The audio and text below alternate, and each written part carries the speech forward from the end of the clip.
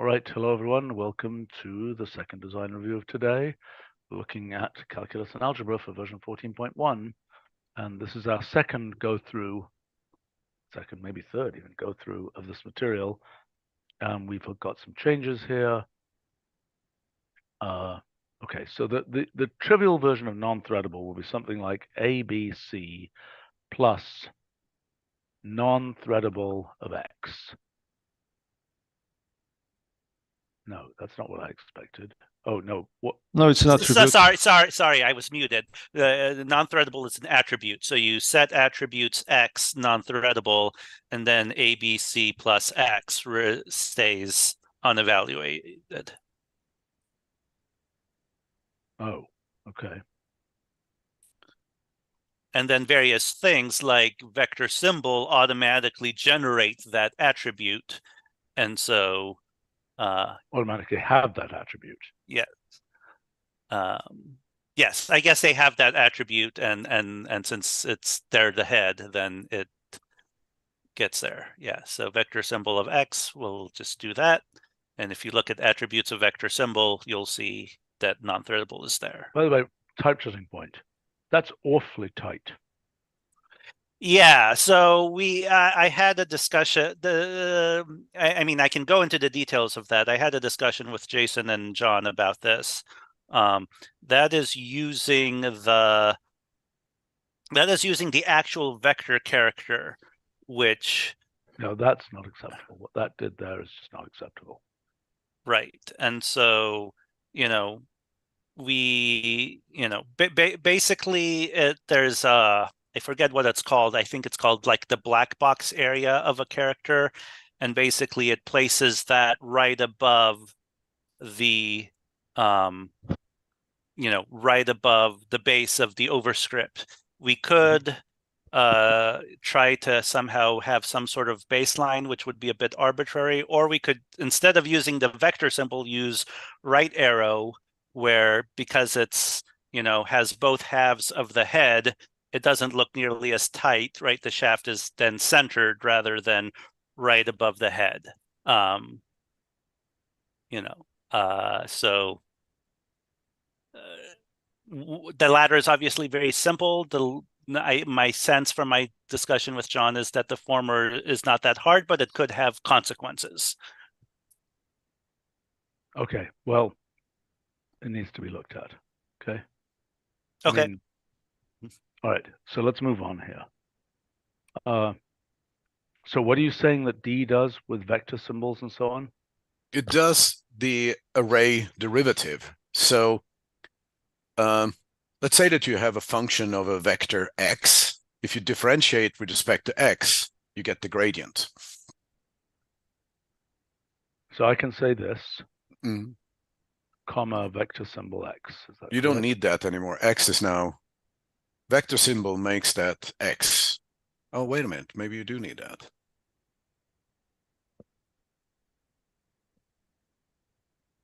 I mean, if I say just x here, I'm sure I'm getting something completely different, aren't I? Yeah. Yeah. Look at the examples. I mean, it seems weird to what? Stick it. For vector symbol? Yeah, the examples below. Yeah, for the vector symbol, for instance. Yeah. Okay. I'm sorry, where are the examples? Oh, here.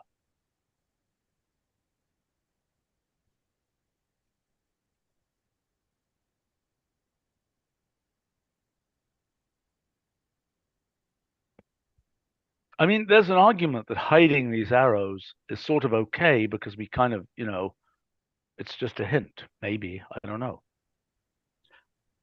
I don't think that, standard form is supposed to be pretty, unambiguous. I don't think that just treating the whole thing as just a symbol is really what we want.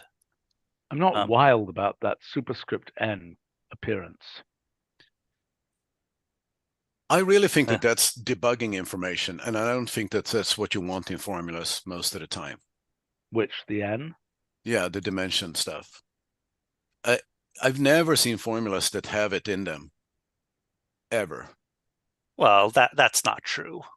I mean, right, certainly Okay, there's people a write things styling like thing here. certainly people write things like I sub n, Oh yeah, right? yeah. No, you're right. No, but You're to right. represent a But that's a specific parameter. n, but this is saying what the total size of the thing is, No, which is but different. it is right. So I sub n typically means identity matrix of size n by n. Oh, I But see, I see. okay, so that's more like I don't know, like one of our symbolic functions that's Kronecker delta n comma Mhm. m type thing. Okay, Well, well, I but guess wait. N comma n is the explicit indices that are being used to index into the Kronecker delta, not the total size of the Kronecker delta. Right. Right? There's a different Right. thing. Yes. Right. But if you look at identity array of n, then you will see, I understand that. I understand. But so right, and so for once you get a sufficiently complicated thing like the symmetry, then I have to put it in a tooltip. So I suppose I could move the n to the tooltip. What the hell is vector symbol 2 doing there in that Oh, tooltip? that's just because there's a missing text resource I haven't updated, Okay, so it's getting it from the name of the template box. Right, that's the 2-argument vector symbol as opposed to the 1-argument or 3-argument. Okay. I kind of think that the tooltip is the right place for this. I do Okay. too. But I wouldn't mind if we thought of it. It's if we figure, and we don't need it to do this now, but if we gave sort of kind of like a mode that you could turn on, Yeah, a setting.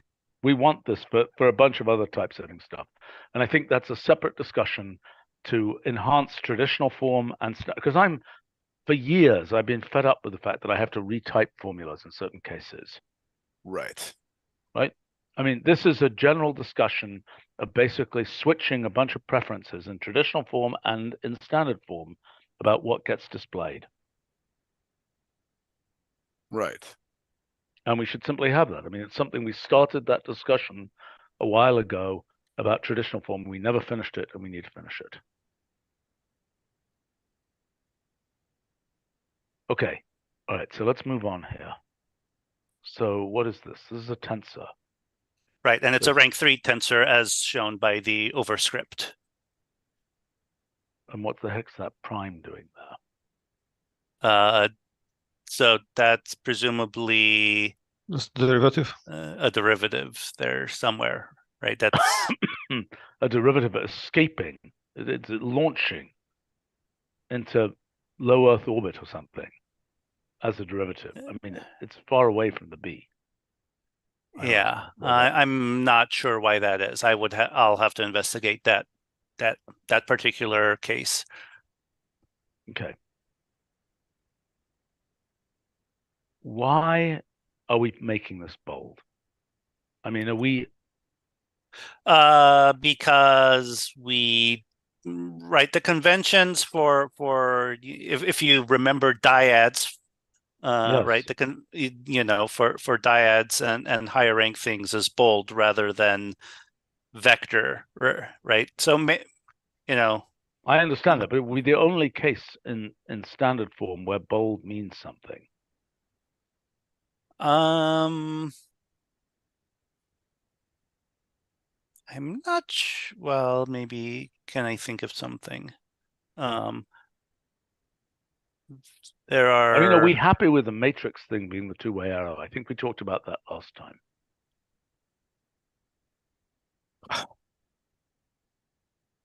I think. Yeah. I think both vector and matrix, one should have the ability to not have the arrows on them.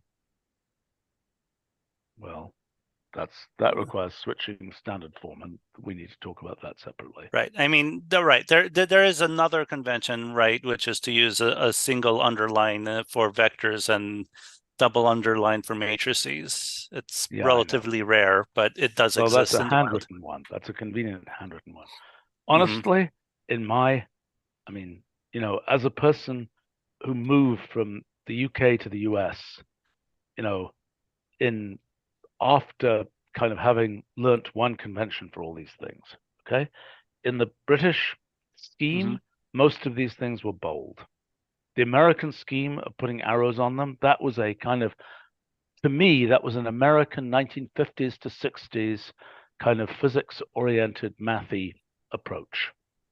Okay, I don't know where it originally came from. Might have come from somewhere. Might have come from continental Europe. I don't know, but it always struck me as being, well, and I think the underlying thing was sort of the handwritten version of the bold thing, and the double underline thing was pedantic, and I never really saw that. I mean, more you would see that as a, I mean, so there are a bunch of different conventions, is what I'm trying to say, and in modern times, I mean, I'm wondering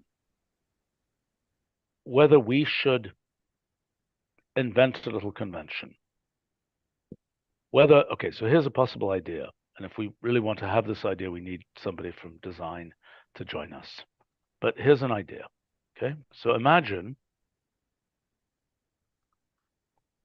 that we have something like,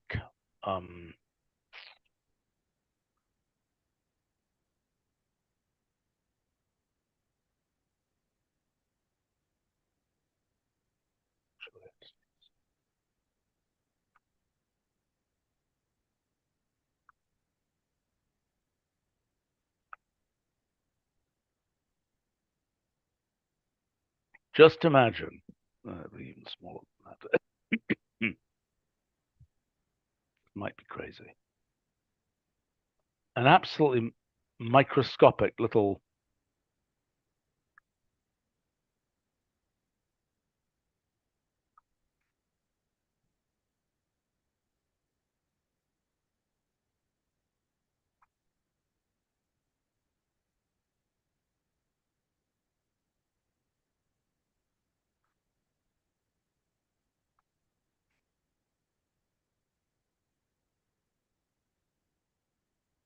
that's a little bit too small.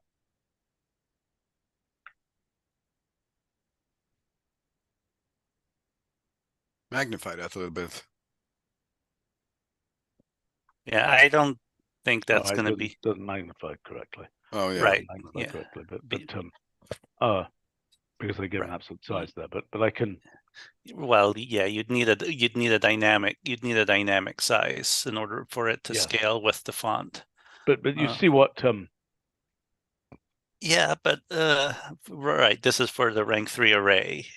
yes. Yeah, It's might be kind of crazy. I think it's kind of crazy, right? I mean, all right, fine, fair enough. What about putting the 3 in a box? The B not bold and the 3 in a box. Or something. I would be okay with that, I think. It's certainly easy enough for me to do, so I'm happy to do the experiment, and then once we've done it, we can report back if necessary. But then basically what we're talking about is, I mean, if I say overscript B framed of 3 or something. Yep. I mean, obviously, we'd need to get the frame size right, but yes, yeah, right. That's exactly what I was basically thinking, or let's understanding. Just make it a little bit. Let's just make it a little. What is it? Frame margins. Frame margin 0, and then we want to say frame style. Arrow gray. And then we probably want to say here, style that, comma, 8, 7.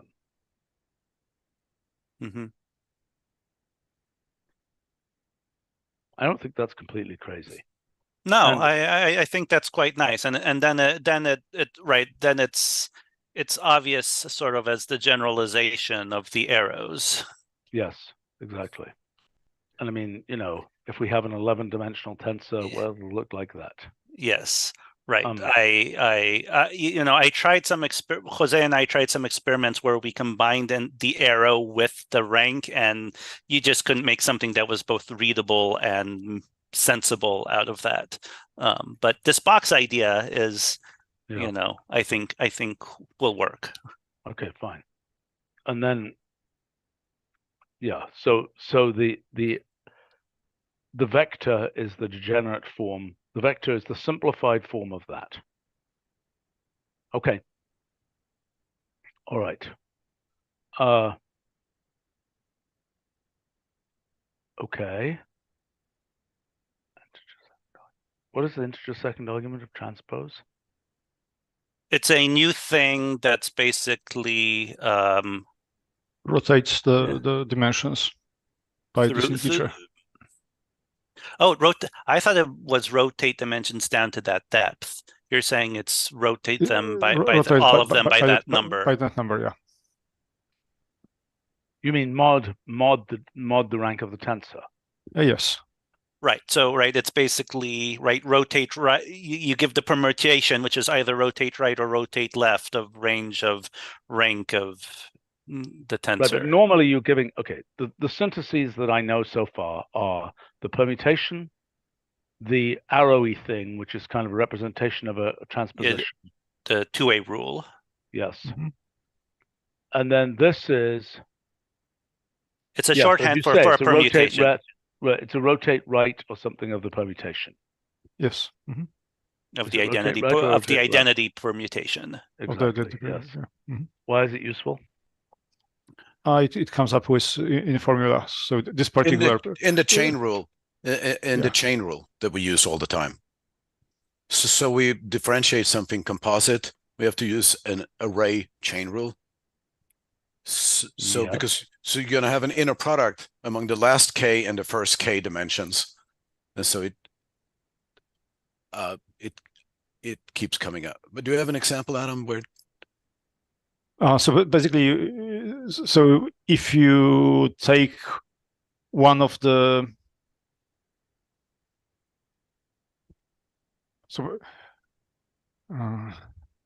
well. But basically, you're chopping off. I'm still a little bit confused. You're differentiating with respect to an array of rank k, and you're saying that to do that. So if I differentiate a product, differentiate the product, I would like to have a times b, whatever the product is, plus a prime times b plus a times b prime, except that we cannot multiply one of those directly with the array dot, because the some number of last coordinates come from the derivative, so from a prime, and we would like to to align them correctly, we have to do this transposition or the rotation of. So you have to rotate the first thing to rotate out the derivative things which were at the end, and you have to rotate them to the beginning. Is that the idea? Yeah. Mm-hmm. Yeah. Okay, that's interesting. I'm a little worried that people are going to get this wrong in transpose. I mean, doesn't transpose already have a single list argument? Yes. Well, the single list is a permutation. No, I understand that. But if I just give a brace n brace, that will mean take the nth thing and put it in the first position. I think that's an error. I think it's an error. It has to be a list of two or more. Okay, fine. Then this is fine. Okay. Typesetting for transpose. What's the typesetting for one of these bulk transposes? Right. So that is one of the questions. You can look at it. It's is it in here? Well, you could just type it in, right? Do transpose of A and And I think what I settled on for the time was a colon separator and then the argument. But I went through a bunch of versions, none of which looked quite right, and so I decided this is no less. I mean, that doesn't look horrible. Right. It's kind of wild, but it doesn't seem horrible. Mm-hmm. And the advantage of this approach is if somebody does put in, an explicit permutation list there, then, you'll get something that doesn't look completely ridiculous.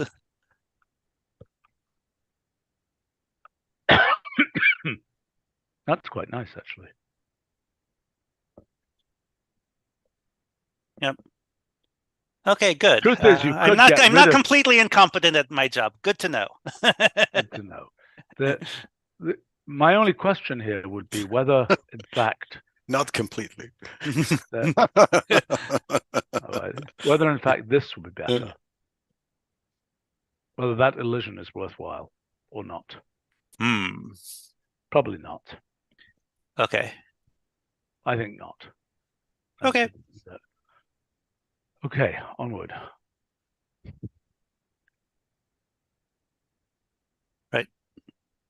Well, I'll let you look at the examples if you have a good question about any of those. Ooh, that's not nice. I did a shift. I did a command return there. That's not beautiful.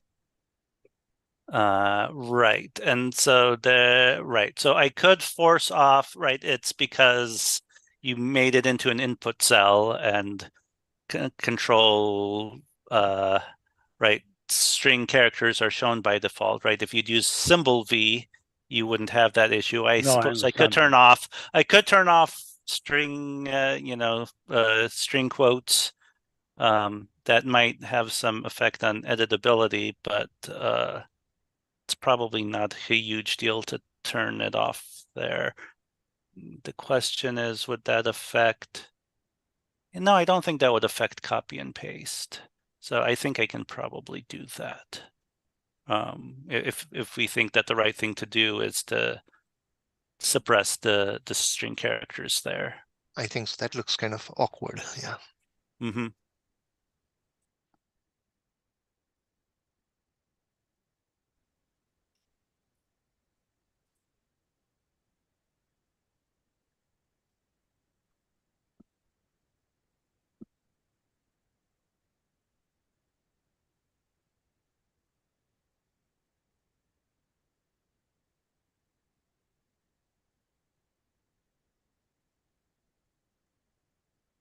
Stephen, are you pondering, or am I having connectivity issues?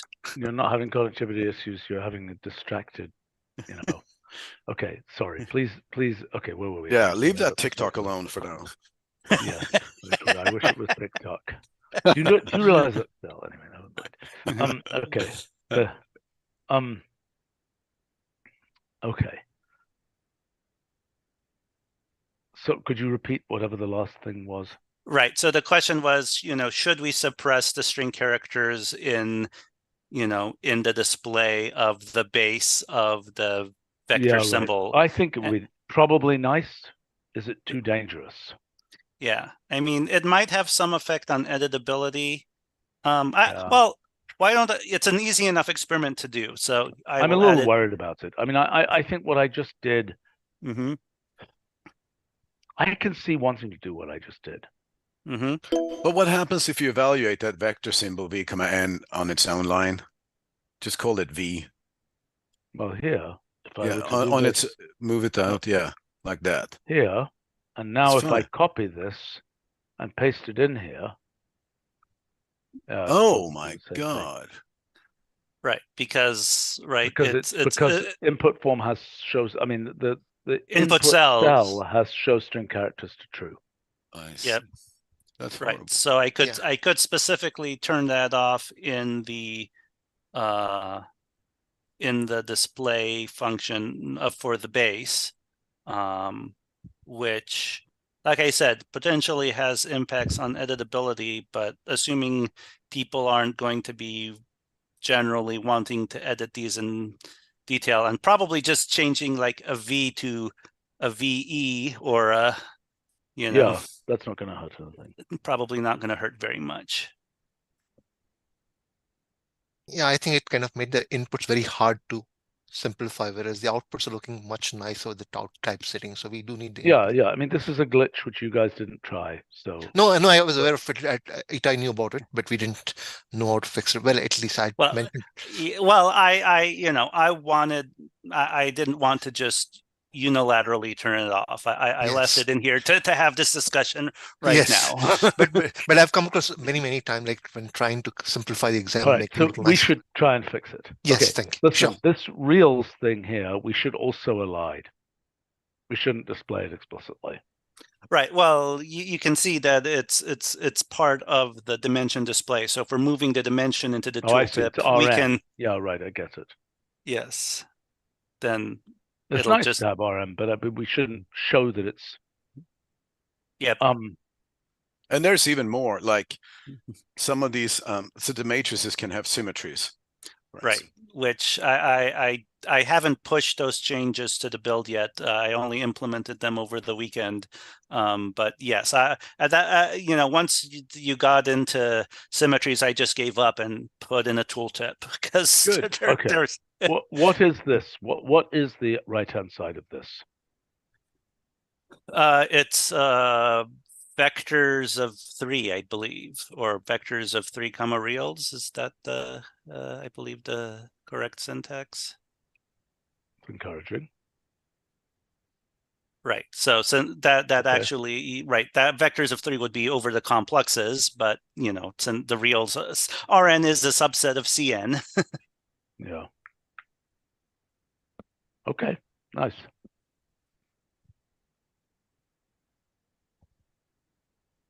That's snazzy. Isn't it? That's useful too. Yes. Now, what would happen if I didn't give a second argument here? Well, you need to. D. You mean D? Oh, that you mean. Adam did some stuff for that, so yeah. Yeah, so it works. Yeah. Okay, so and if I take this and I say dimensions of this. Right. So that's actually a bit of a point of contention.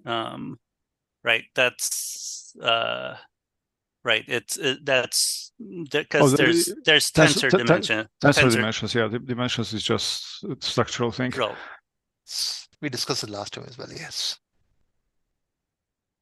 Nice. Any objection to that? So there's no objection to that, but there is a contention, a point of contention about if you do matrix symbol of A, n comma n, and then you add that to matrix symbol of B, m comma m, then what should tensor dimensions give? An error message.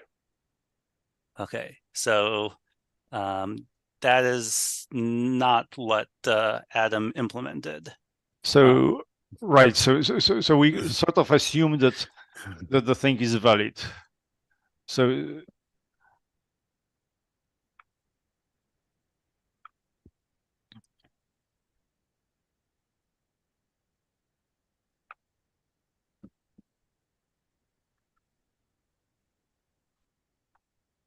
okay, I don't understand why that's right.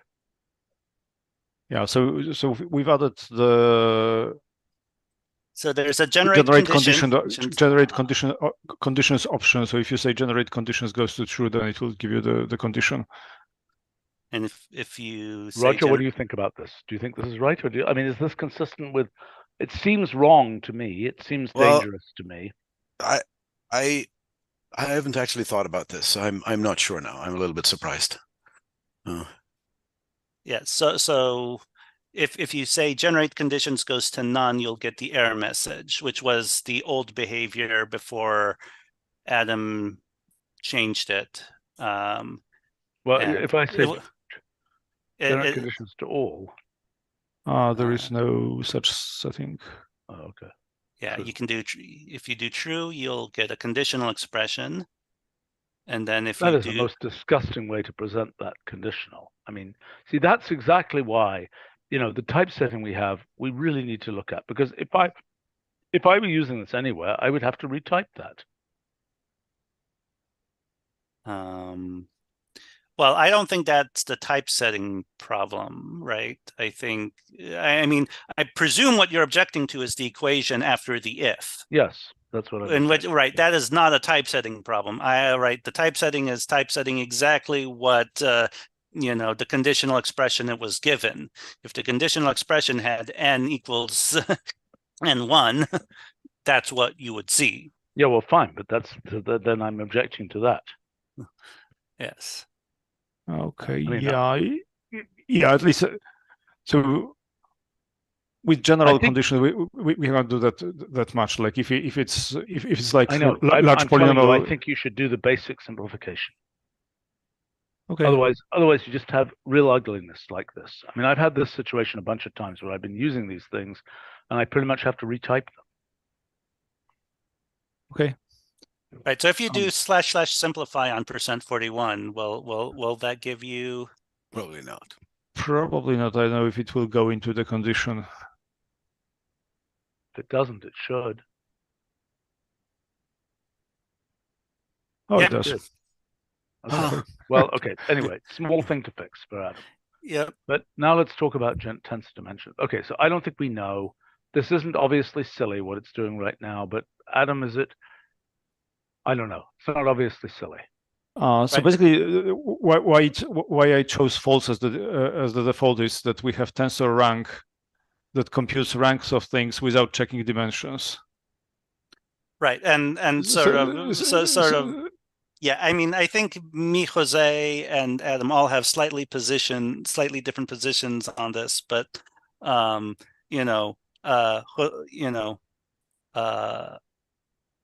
position is that tensor rank was the buggy one, and it should have been checking dimensions as well. Jose thought that was being a bit overly restrictive, so didn't originally implement that restriction. But now Adam changed. He's added the generate conditions option, which gives us more flexibility, but he basically changed tensor dimensions to be more like tensor rank. And that it doesn't check by default, or it assumes that things are not, like if you did 2 and 3, it would complain, but if so if we want tensor rank to be consistent with tensor dimensions and have generate conditions goes to true, that basically tensor rank would have to be implemented as length of tensor dimensions. That's the only way to get the result correctly. Right. Look, if you think you've done something reasonable here, these are corner cases, and I think we should assume it's okay. I think we can live with it and correct if we have to. Hey, so Itai, we really need a norm typesetting. I mean, we have one in traditional form, I'm pretty sure. So I think I can make norm just be like traditional form. I think it's somewhere on my list, and I just haven't done it. But yeah, Stephen, if you can, but Stephen, if you do / traditional form on that input, then I think then we'll get much better. And it shouldn't be Frobenius. It should be like F. Okay. Really?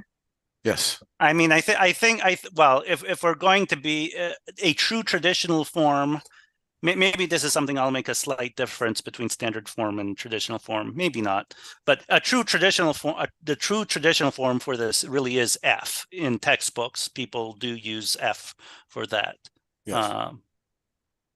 I'm just trying whether we should do. Yet? I thought we had that. I'm going to ask the question in traditional form. Does it format in a different way than traditional binomial? I don't think it should. I haven't checked that yet. It's on my to-do list to check that. If it doesn't typeset, I'm going to do the necessary stuff to make sure it typesets. I mean, the tooltip will be different, so you can tell the two apart. But the base display will not. Okay. Will not be different. Yep.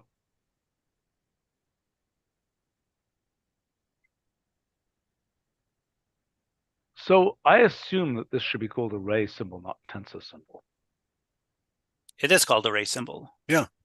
No, I know. Right. Called array symbol, not called tensor symbol. Yes, right. Correct. And in fact, Yeah. and in fact, yes, and in fact, there. I mean, so Adam made some other changes, which I have sort of begrudgingly accepted, to TensorRank to play more nicely with array symbol, because array symbol really is array, our array type. And so, you can do component-wise multiplication of it or apply listable functions. Those are clearly non-tensorial operations, right? They're not basis independent.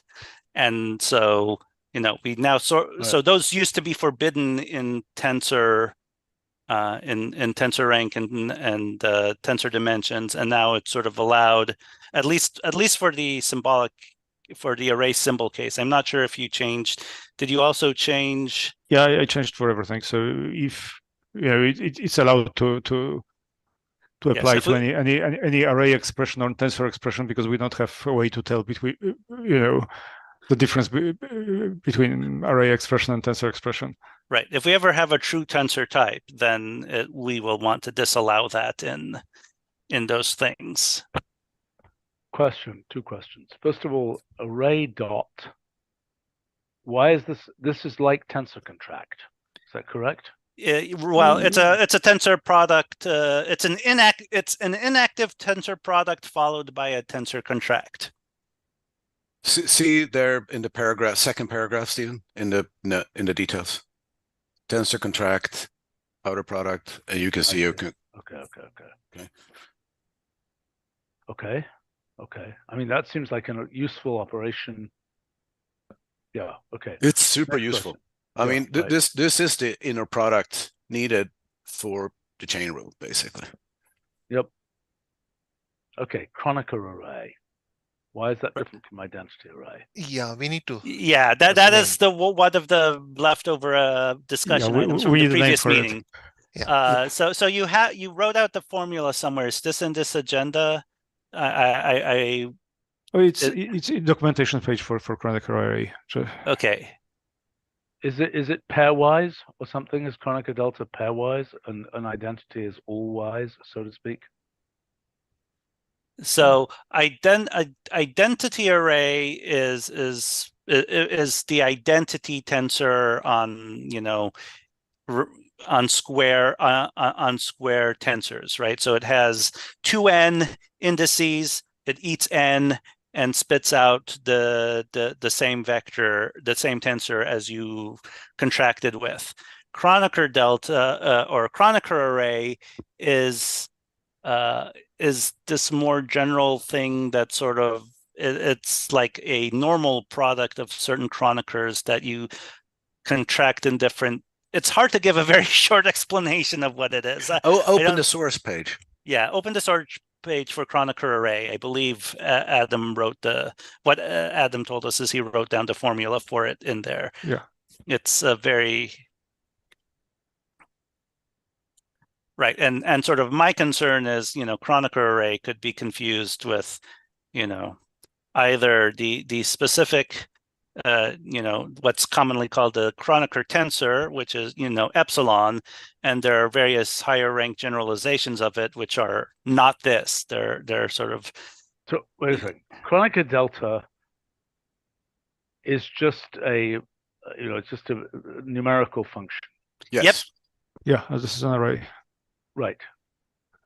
But there is a tensor, just like there's a totally antisymmetric tensor, epsilon, ijk, whatever. There is a tensor, delta ij. Right, and that is identity array of n, would be the n by n Kronecker tensor. Okay, and what's the difference between this and that? Well, read the read the definition. Wait, where's the formula? I don't see the formula here. So it's actually. Is it in an example? Where did I write I think that the formula was in an email. So yeah, right. So we should. So it's a product of Kronecker deltas of J11 J12 times Kronecker delta of J21, J22, and so on. Right. It's basically sort of sub-identity arrays or subsets of identity. It's identity or well, no, that's a wrong way to do it. Wait a minute. The J sub I. By the way, I think that formula is not right. Read what it's saying. It doesn't look right. I sub whatever. I sub J. Yeah, it's really hard to read, but I do believe it is correct. Okay, but so in the usual physics way of doing this, there would be kind of a delta I1 J1. The formula. Yeah. Send the formula. Formula in the chat. So maybe I just sent it to you in chat.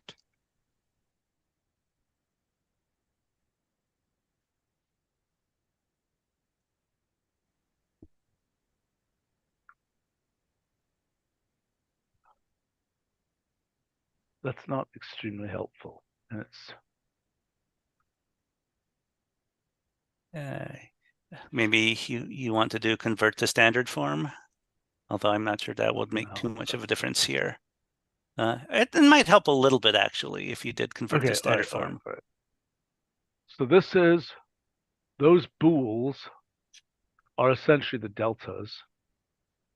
Yes, right. Yes. So if you look at the after the second double equal on the second line, you'll see that Kronecker array is a table of products of Kronecker deltas, where you're sort of taking different subsets of the indices of your tensor, of your array. Yes.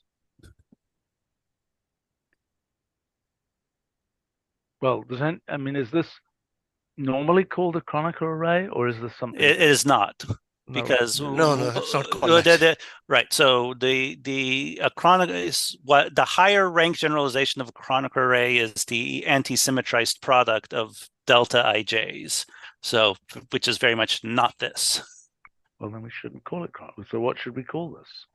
That is the problem that we've struggled with, and so we look to you as the excellent namer of things to help us come up with something. Okay. All right. Okay. What the heck is this thing? So maybe you should evaluate a few examples. You'll see it has it's basically sub identity arrays with some things zeroed out. Because you're making sort of certain restrictions on what it is you're connecting. So this is also a nounified array. Yes. That's wrong for this. I mean, because most things that are called array, what else do we have that doesn't evaluate? I mean, I just think this was broken. I wouldn't think to do normal on this. I would just think it was broken. Well, we have one's array, right? Identity array is also like this. Don't tell me that. Wait a minute. Yeah, so we want the symbolic form for those arrays. Right, because then if you take the dimension of, if you take the derivative of a 10 by 10 matrix, then rather than giving a nice compact formula, you have 10 by 10 matrices everywhere being dotted into your, because of the chain rule or whatever.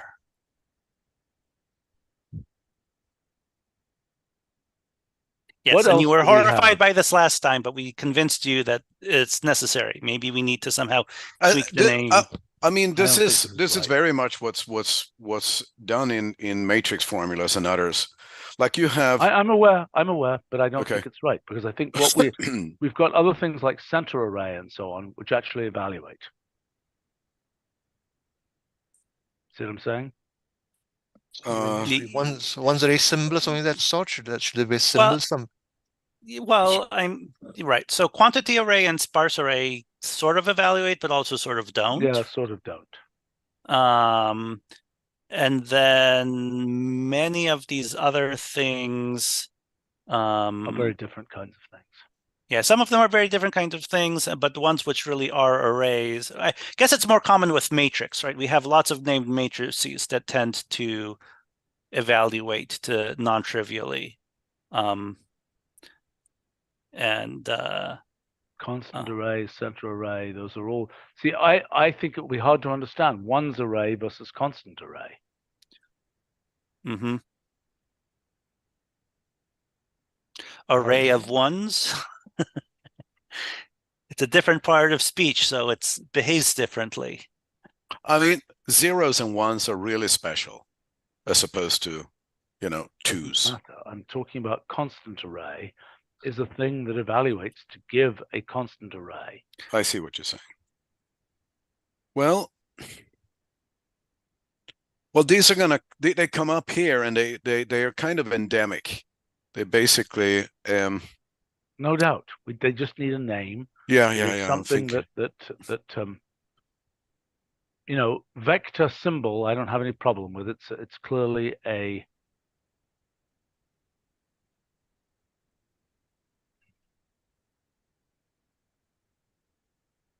I mean, this doesn't help with, well, no. Zero symbol, one symbol. Yeah, I think so. I think symbol would take or symbolic ones array, symbol or something of that sort. Some symbol somewhere would be good. Identity or just symbol. an S.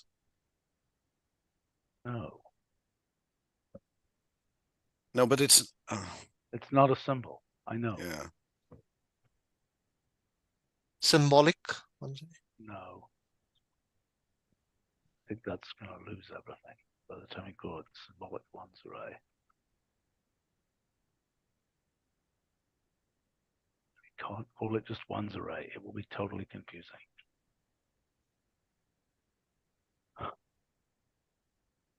I was going to suggest that we call it just ones, and then, but maybe that's too cute.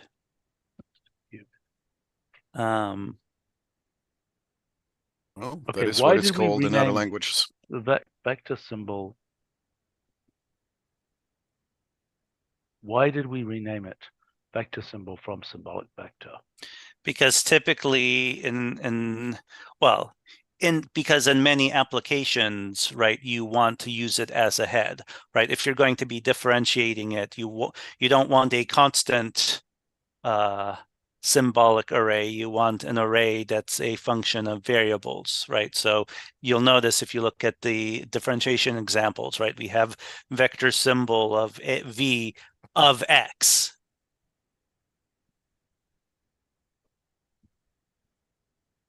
Yeah. You thought it was quite confusing to have, you know, a symbolic matrix, blah, blah, blah, of x. Okay, hold on.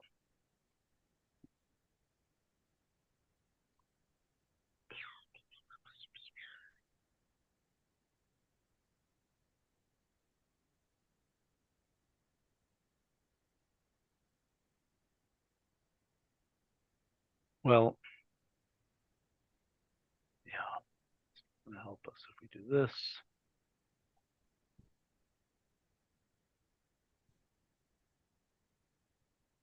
So Adam created a new second argument. I don't know that this helps, but Adam created a new second argument to normal, which is called special arrays. And which is the thing that if you want to leave sparse arrays and structured arrays alone, but want to expand these types of arrays is what you use. So, you know, the boat is sinking. We're pumping water out. Yeah, right. No, I mean, look, that whole thing with normal, that's going to take its own focus and study. That's just, normal is very, very overloaded. That's a whole big story. Right. So compact ones array.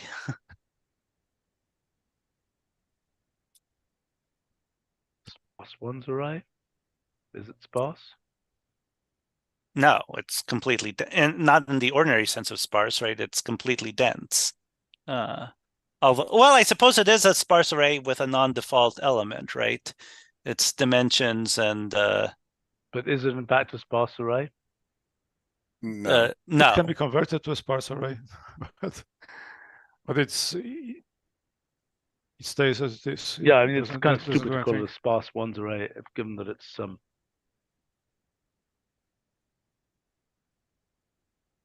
I don't think this is right. We can't do this along with constant array. So they are little bit like special functions. They're special arrays. Yeah. One's array function or one's function? No, it's not a Okay. function. No, I didn't think that, but Well, I mean, in a sense, it is a function, right? It's a function from the integers to n by n but it matrices. doesn't operate as a function in the sense that you feed it an argument and it does something. Hmm.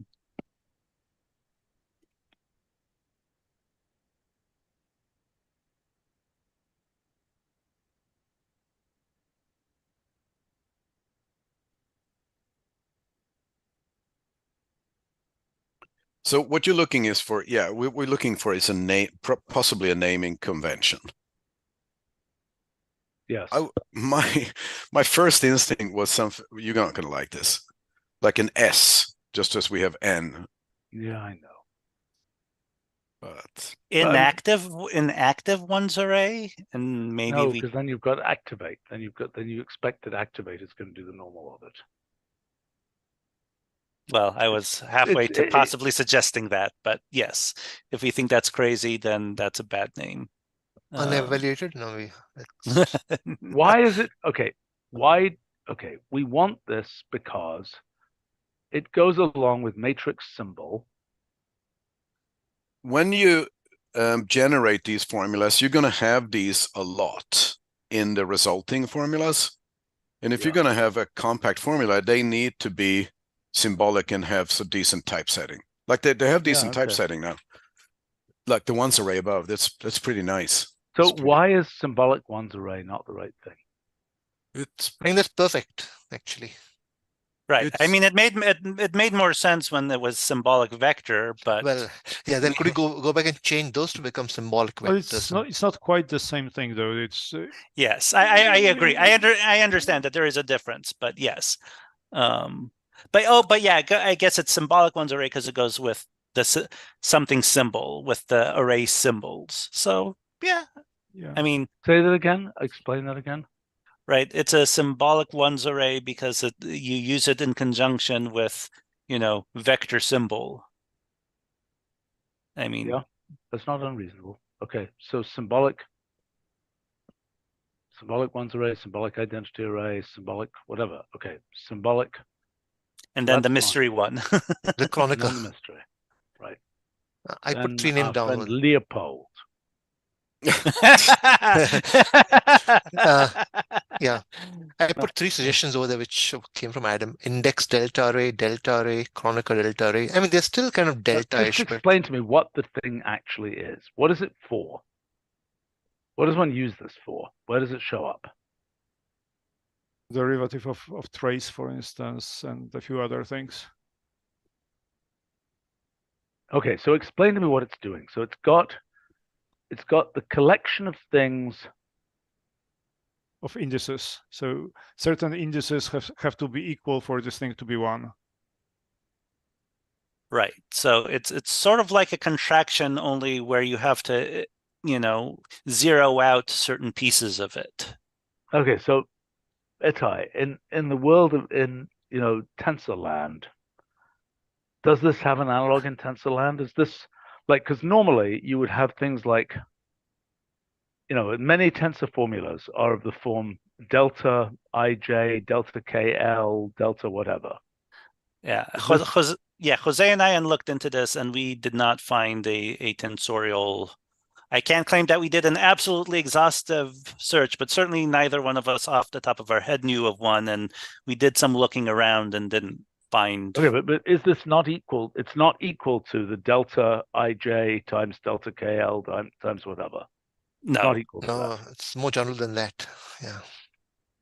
Right. And what special case of this is that?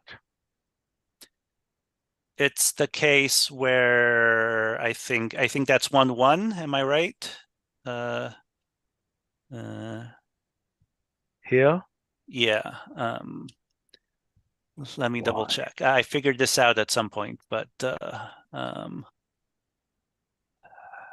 Chronicle.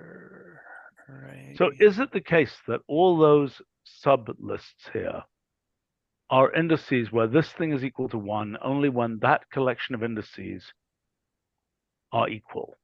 Yes. Is that right? Yes. And those indices are indexing into that initial. I mean, the thing is a rank length of the n sub i's list, right? Yes.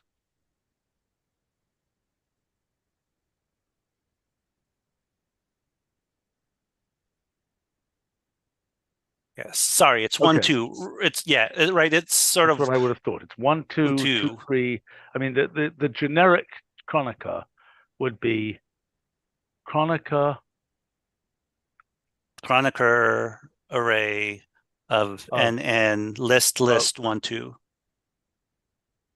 Okay, let's say it's this, comma, list 1, 2, list 3, 4. That would be delta ij, delta kl. Is that correct? Yep. Yes. I'm pretty sure.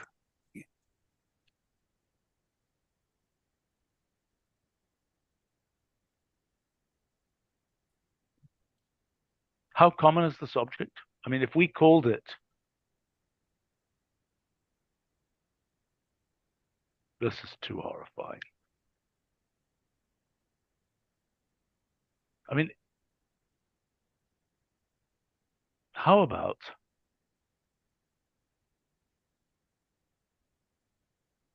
is this obviously wrong?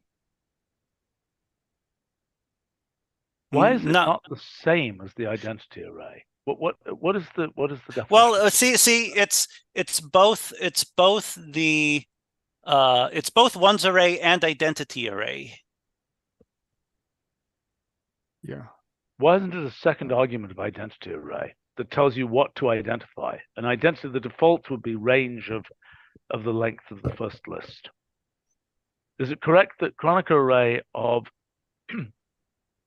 Actually, if I have a length, whatever it is thing there, that this thing of range of 4 would be identity array, correct? No,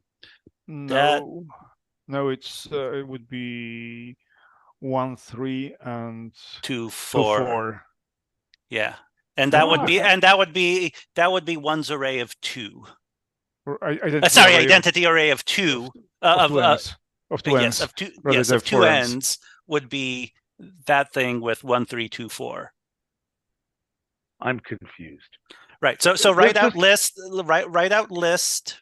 Replace the range of 4. Can I ask this question? If I take array of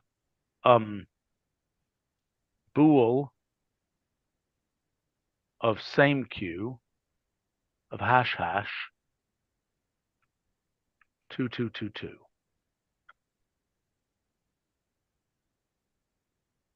Right, and that's not identity array, right? That would be the thing you have written above, the Kronecker array you have written above, but that is not identity array of NN of 2, 2 or of 2, 2, 2, 2.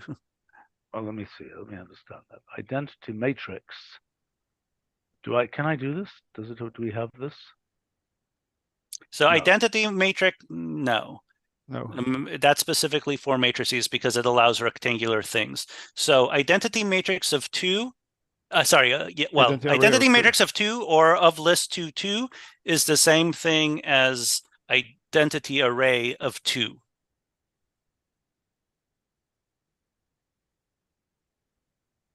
I see. Identity array is half the you have the dimension. Right. Have the rank. Right, because it's right. Identity array of n is of a list of length n is the identity operation on things of rank n. So it has 2n indices. Okay, but this thing that we've got here is a product of deltas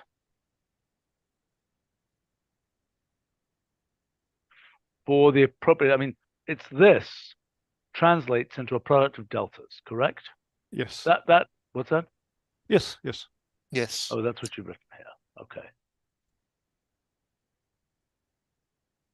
Right, and my main concern is that when people talk about the generalized Kronecker array, they mean something different than this generalization. What do they mean? They mean the anti-symmetrized product of Kronecker deltas. Where does that show up? It shows in some measure theory stuff, probably other places I can't think of the top of my head. Just a way of picking out parts, antisymmetric parts, something like that. It's like more kind of index transformation rather than it's not an output basically. It's a way of transforming certain kinds of input to make them antisymmetric or whatever. That's not right, Itai?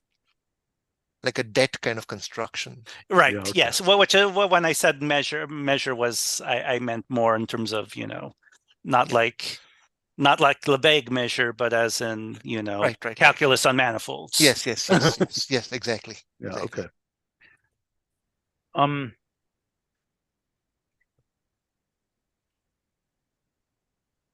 mean, Kronecker product array. No, let's get something different. The Kronecker product is yet a different thing. Old Leopold was busy. Delta product array.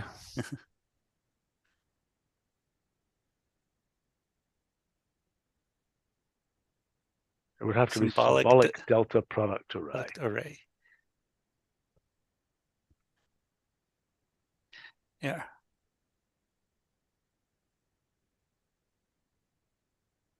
It's not terrible. I mean, if one saw that, one would be not completely, utterly confused about what it was. Yep. They would probably be less confused than if they tried to read the ref page and decode that formula. No disrespect to Adam. I'm not sure what the simpler description is. It's just well, the first thing we should do is write it out. Yeah, write out that formula. Absolutely. Delta times this. Yeah, the only issue is that the delta for single argument does something different than it does for more than one argument. Well, wait a second. Just instead of JI, why don't you write it out as AB X, Y, or something like this, so that you can make a thing which is just delta sub this times delta sub that, etc. Right. I mean, you just need to write out a tensor. You can write out what you have written out already, but you should just say something like the tensor, in tensor notation, blah, blah, blah. My suggestion. Okay. This should not be documented for this version. Do you agree? How do we not document normal at all, or just normal special arrays? Don't document normal with special arrays. Okay. I think that's reasonable. Yeah, I think it's too special. But I think if you say sparse array of one of these things, that should correctly turn it into a sparse array. Have we implemented that, Adam? We talked about that. I don't remember if we did it. No, I don't think I did. No. Okay, so do that, because that's the right way to do it. That's the obvious way I would try to do it. Mm-hmm. I mean, by the way, symbolic delta product array sounds fairly specialized and is fairly specialized. Yes, it's very specialized. I mean, I believe this was the last symbol that Adam introduced. I mean, we got quite a ways with just identity ones and zeros. Yeah. And of course, the new transposition and the array dot. What is this? That weird I thing. Oh, that's an identity array. Yeah. Right. I wanted to sort of distinguish it, so I used a script I as opposed. Kind of nice. It's kind of nice.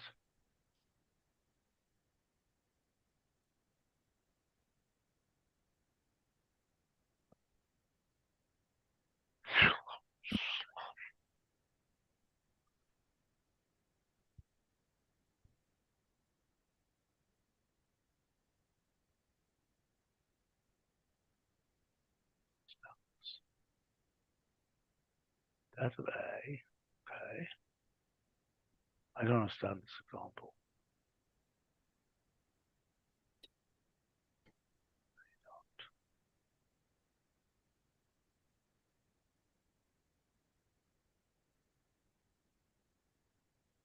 Now, array dot will work with just ordinary plain Jane lists of. Okay.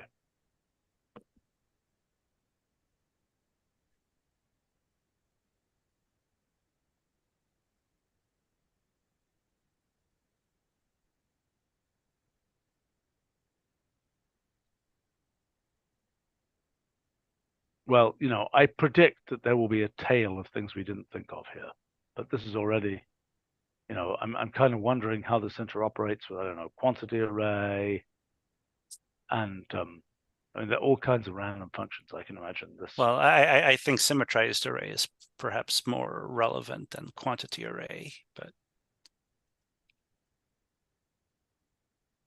And what's the answer to that?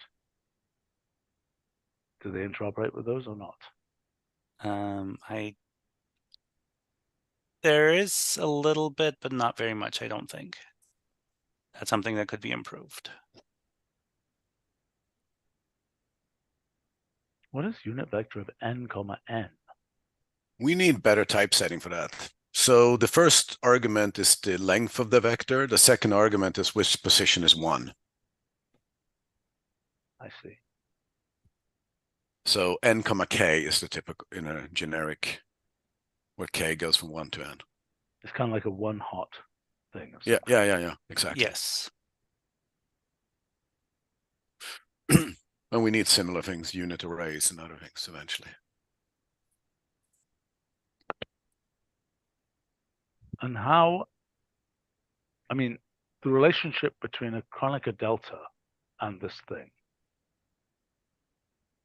Well, Kronecker delta is something that can build up the vector array, etc., using table. No, I mean, I'm not talking about the delta product thing. I'm talking about just a pure unit vector. Oh, I see. It's which, but right. So unit vector, right? Right. For concrete numbers, that actually evaluates to a specific list. Yeah, right. yeah. And it's possible that we need to then add a symbolic unit vector too here. I haven't seen that, but I can imagine it's. I guess. Yeah. So if n was like 10,000, we would be in trouble with this. Well, but even if it's 3, do we need the symbolic version separately or not? Or is it enough to just have? We right. I mean, it's evaluated since what, version 2, version 1. I don't think that's something we can really change at this point. No, but we can have the same. We would need to have symbolic unit vector. Right. Symbol, yeah. Oh, it's only version 6, so it's only 17 years as opposed to 30. Sorry, for which? 60, for unit vector. All right. Well, I mean, Yeah, this was a meaty topic, the array calculus stuff, matrix calculus.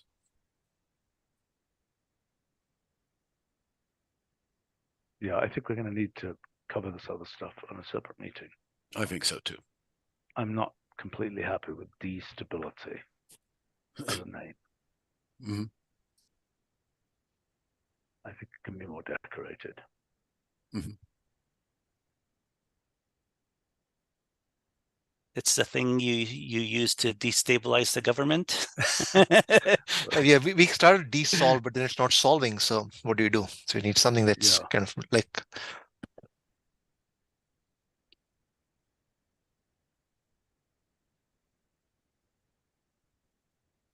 Could be differential stability. Yes, I think that'll be a bit longer, but then well, I think. I mean, desolve solves functional equations. It goes beyond differential. I mean, it has delay equations. It has hybrid equations. It's a brand. Desolve has become a brand. Right. And so this kind of follows that. The D and R brands, the RSolve, Desolve. Yeah. Yeah, I know.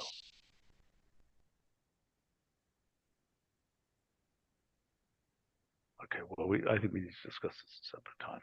Yeah, agreed. I think we need to come in fresh, where it's just.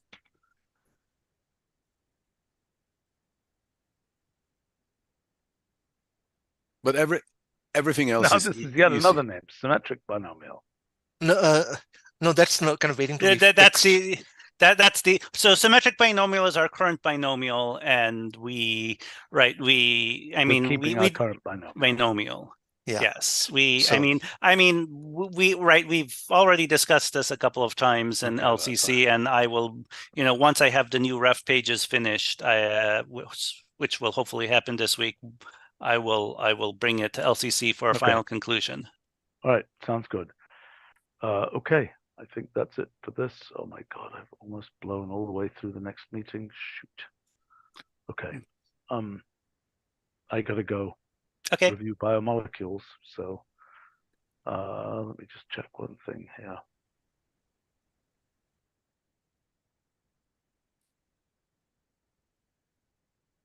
All right.